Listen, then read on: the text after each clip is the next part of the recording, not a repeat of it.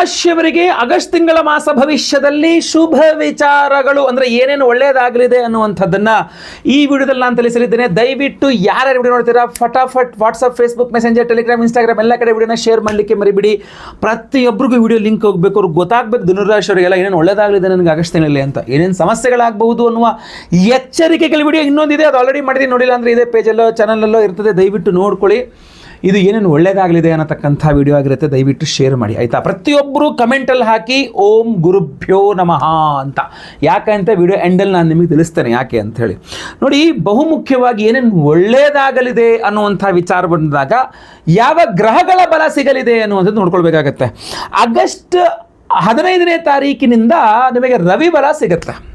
ರವಿ ಯಾರು? ನಿಮಗೆ ಭಾಗ್ಯಾಧಿಪತಿಯಾದ ರವಿ ಭಾಗ್ಯಸ್ಥಾನದಲ್ಲಿ ಬರ್ತಾನೆ.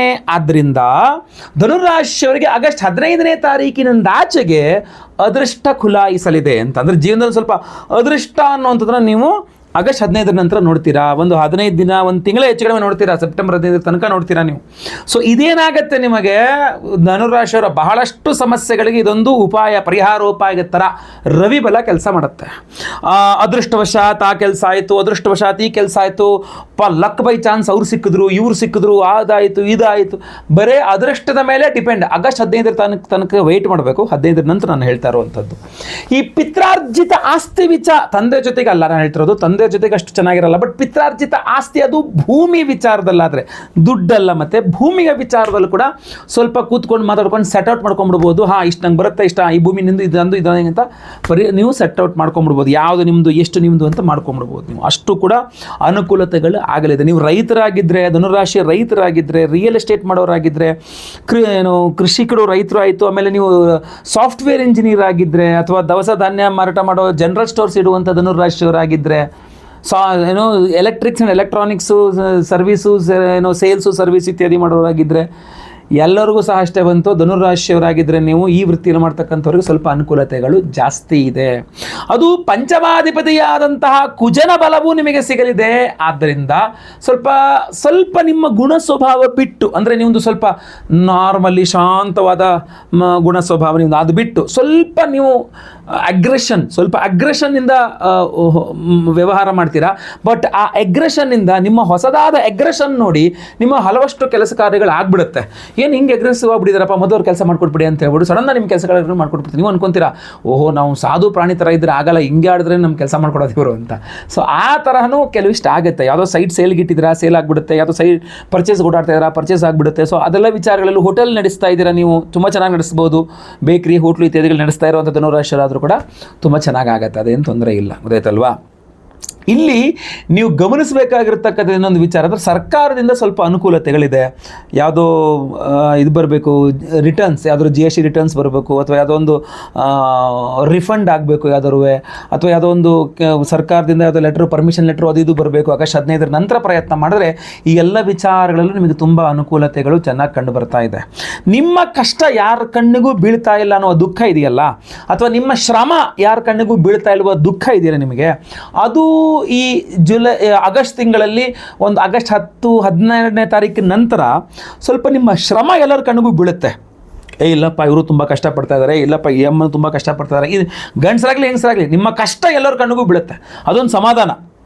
ಇಲ್ಲಿ ತನಕ ನಿಮ್ಮ ಕಷ್ಟನೇ ಯಾರ ಕಣ್ಣಿಗೂ ಬೀಳ್ತಾ ಇರಲ್ಲ. ಬರೇ ನೀವು ಕಷ್ಟಪಡ್ತಾ ಇದ್ರಿ ಬಿಟ್ಟರೆ, ಕತ್ತೆ ದುಡ್ದಂಗೆ ಗುಡಿತಾ ಇದ್ರಿ ಬಿಟ್ಟರೆ ಯಾರು ನೀವು ನಿಮ್ಮ ಕಷ್ಟವನ್ನು ಗುರುತಿಸ್ತಾ ಇರಲ್ಲ.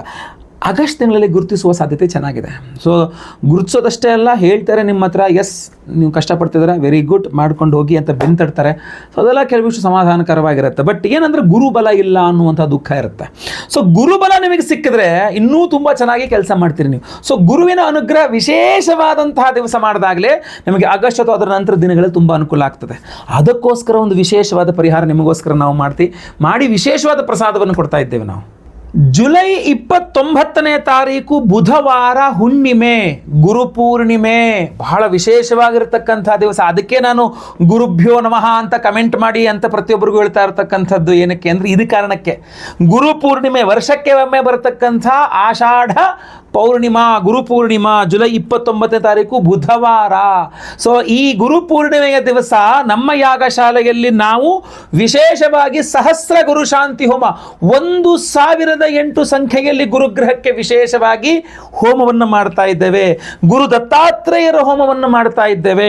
ಅದ್ರ ಜೊತೆಗೆ ಶ್ರೀ ಸೂಕ್ತ ಹವನ, ನಿಮ್ಮ ಆರ್ಥಿಕ ಬಾಧೆಗಳು ಪರಿಹಾರ ಆಗಬೇಕು, ಗುರುಬಲ ಚೆನ್ನಾಗಿ ಕೆಲಸ ಮಾಡಬೇಕು, ಆದ್ರಿಂದ ಶ್ರೀ ಸೂಕ್ತ ಹೋಮವನ್ನು ಸಹ ಮಾಡ್ತಾ ಇದ್ದೇವೆ. ಅದ್ರ ಜೊತೆಗೆ ಸಂತಾನಲ್ಲದವರಿಗೆ ಸಂತಾನ ಆಗಬೇಕು ಅಂತ ಸಂತಾನ ಗೋಪಾಲಕೃಷ್ಣ ಹೋಮ, ಸರ್ಪದೋಷಗಳ ಪರಿಹಾರಕ್ಕೆ ಆಶ್ಲೇಷ ಬಲಿ ಪೂಜೆ, ಸರ್ಪ ಶಾಂತಿ ಹೋಮ, ಶನಿ ಶಾಂತಿ ಹೋಮ, ನವಗ್ರಹ ಶಾಂತಿ ಹೋಮಗಳೆಲ್ಲ ಮಾಡ್ತಾ ಇದ್ದೇವೆ. ಆದರೆ ಈ ಗುರು ಶಾಂತಿ ಇದೆಯಲ್ಲ, ಸಹಸ್ರ ಗುರು ಶಾಂತಿ ಹೋಮ ಜೊತೆಗೆ ಗುರು ದತ್ತಾತ್ರೇಯ ಹೋಮ ಬಹಳ ವಿಶೇಷವಾಗಿ ಮಾಡ್ತಾ ಇದ್ದೇವೆ. ಗುರು ಪೂರ್ಣಿಮೆ ಜುಲೈ 29ನೇ ತಾರೀಕು ಬುಧವಾರ, ಗುರು ಪೂರ್ಣಿಮೆಯ ದಿವಸ ಸಹಸ್ರ ಗುರು ಶಾಂತಿ ಹೋಮ, ಗುರು ದತ್ತಾತ್ರೇಯ ಹೋಮವನ್ನು ಮಾಡಿ ವಿಶೇಷವಾದ ಒರಿಜಿನಲ್ ಕನಕ ಪುಷ್ಯರಾಗ ರತ್ನ, ಒರಿಜಿನಲ್ ಕನಕ ಪುಷ್ಯರಾಗ, ಈ ಕನಕ ಪುಷ್ಯರಾಗ ರತ್ನವೇ ಅತ್ಯಂತ ಕಾಸ್ಟ್ಲಿ. ನಿಮಗೆ ಸಾಮಾನ್ಯವಾಗಿ ಎಲ್ಲರೂ ಗೊತ್ತಿರ್ತದೆ, ನಿಮಗೆ ಇಲ್ಲ ಅಂದ್ರೆ ಕೇಳಿದ್ರೆ ಗೊತ್ತಾಗ್ತದೆ ನಿಮಗೆ. ಒರಿಜಿನಲ್ ಕನಕ ಪುಷ್ಯರಾಗ ರತ್ನವನ್ನ ನಾವು ಈ ಗುರುಪೂರ್ಣಿಮೆ ದಿವಸ ಜುಲೈ 29ನೇ ತಾರೀಕು ಬುಧವಾರ ನಮ್ಮ ಯಾಗಶಾಲೆಯಲ್ಲಿ ಸಹಸ್ರ ಗುರು ಶಾಂತಿ ಹೋಮ, ಗುರುದತ್ತಾತ್ರೇಯ ಹೋಮ, ಶ್ರೀ ಸೂಕ್ತ ಹೋಮ, ಆಶ್ಲೇಷ ಬಲಿ ಪೂಜೆ, ಸಂತಾನ ಗೋಪಾಲಕೃಷ್ಣ ಹೋಮ, ಸರ್ಪಶಾಂತಿ ಹೋಮ, ಶನಿ ಶಾಂತಿ ಹೋಮ, ನವಗ್ರಹ ಶಾಂತಿ ಹೋಮಗಳಲ್ಲೆಲ್ಲ ಇದನ್ನಿಟ್ಟು ಎನರ್ಜೈಸ್ ಮಾಡ್ತಾ ಇದ್ದೇವೆ.